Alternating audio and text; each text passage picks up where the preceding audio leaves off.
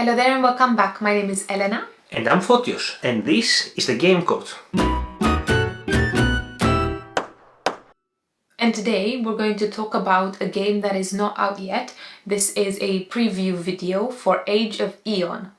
Age of EON is a two-player game, a dueling game, designed by Giza Games and published by Giza Games. And we have been provided this preview copy by the publisher. Also, I just want to quickly mention that the Kickstarter campaign is going to launch on the 20th of February.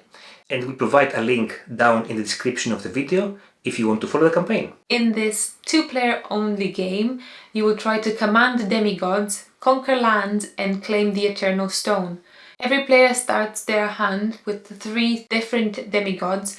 Every person has a different set of demigods. There are 4 in the game and a set of identical 10 attack cards. And in the beginning of the game, you have to decide in which order your demigods will appear in the battle. And this is quite significant because, as you lose your demigods, your next demigod will appear.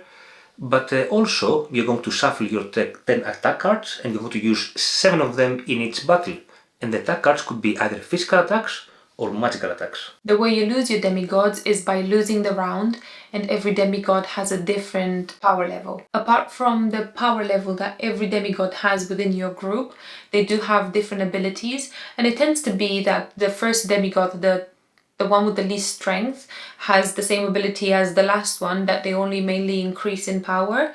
And these kind of abilities, or mighty forces, as Zion would like to call them, could be anything from flipping cards Yours or on either opponents, hand, yeah. yes, or getting more cards in your hand, or increasing your powers by locking cards. Right. But you can only activate these special abilities when you get to the level power of your demigod. And this is quite important in the game because you have 10 cards, out of which you use 7 of them to do the battle, and each one of these 7 cards you have has a number from 1 to 10. And this is basically the power of the card. So if you want to activate your Mighty Force early, you have to reveal a lot of your high power cards, and then your opponent basically will know how the situation looks like and will try to win the battle by doing so. But if you keep your Mighty Force for later, it might be too early. It might be not that useful in the game.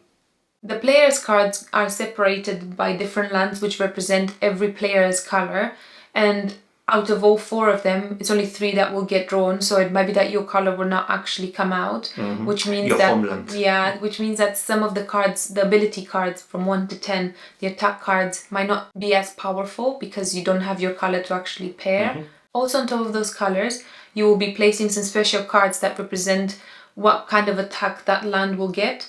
For example, you can have a magical attack or you can have a physical attack. So in each particular battle, each land will only be able to accommodate cards of that particular type of attack. Some of the cards, they do offer you both magical and physical attacks. What a relief, isn't it? Yeah, but most of the cards have only magical or only physical attacks, so you can only associate them with particular lands within the battle. A super cool aspect about this game that I really like is that instead of using a card that you probably don't want or cannot use, you can place it instead in one of your lands, face down, and then you will cast a spell by taking a special card that are common for both players, and you will place that card into your opponent's fields, blocking one of their spaces. And this is quite important because you only have 3 spaces in your side of the land. So basically, on each land there can be only 6 cards, 3 in your side and 3 on your opponent's side. And at the end of the battle, each land will be evaluated, and whoever has the highest sum or the highest power in their side of the lands will be the winner of that land. And whoever wins most lands within the battle wins the battle. I think this is a very nice dueling game for players that enjoy a little bit of confrontation, and also for players that enjoy other similar card games such as Air, Land and Sea, or for instance Radlands, where you have your camps or your lands and you try all your theaters and you try to basically be the best in that theater or in that land. This game follows these principles of these games, but also has some innovations. Talking about innovations, I think what this game does very well is introduces asymmetric powers, and that's not because I'm a sucker of asymmetric powers. You are though. Maybe. But I think this game does it very well, and I think it gives it a different kind of taste compared to all the other games that kind of go head-on two-player only. And I have to say that we feel that when it comes to these asymmetric powers, they're quite kind of balanced across the board.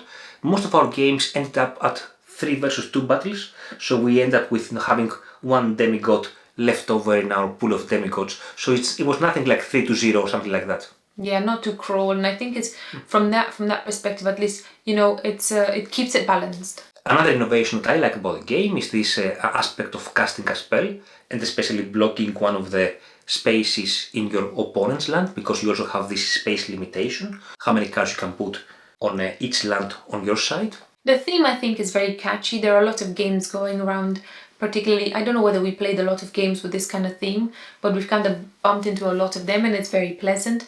It's a very nice theme with all the demigods and the battle in between them, which is, you know, super ancient and all of that. So I really like the theme. The art is also very pleasant to the eye. The iconography is clear, the text on the cards is very clear, very easy to follow what's happening. I don't think we had any instance that we had any confusion on what is written on the card or anything like that. The box is very small. This is the preview. This is the preview copy though, so if the final game will look this way, it will be fairly small and accessible, which is very good.